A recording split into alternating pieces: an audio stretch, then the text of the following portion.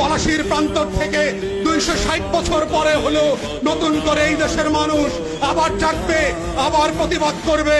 যদি মনে করে থাকেন পুলিশের গাড়ি দিয়ে, ভেহিকেল দিয়ে, কানন দিয়ে, র্যাবের খুনের ইতিহাস জমা করে, পিডিআর দিয়ে, সেনাবাহিনী দিয়ে বাংলাদেশের 20 কোটি মানুষের স্বাধীনতার সম্ভাবনা আকাঙ্ক্ষাকে হত্যা করবেন, বোকার স্বর্গে বাস করছেন, বাংলাদেশের মানুষকে চেনেন নাই।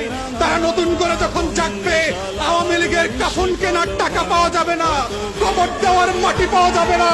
সেই দিন আসতেছে, সেই দিনের প্রস্তুতি নেন। ফেরাউনদের লাশ কোন নদী থেকে ডুবুরিকে দিয়ে উঠানো হয় নাই। এই ফেরাউনদের লাশও বাংলাদেশের মানুষ ডুবুরি দিয়ে উঠাবে না, কোন হুজুর জানাজা পড়বে না, কোন কবর এই লাশ নেবে না। সেই দিনের অপেক্ষায় বাংলাদেশের 20 কোটি মানুষ। আমরা বারবার বলছি, আইয়ুব খানের রাজতন্ত্র আমরা মানি নাই, ইয়াহিয়া খানের রাজতন্ত্র আমরা মানি নাই, শেখ পরিবারের রাজতন্ত্র মানি না, মানছি না এবং মানব না।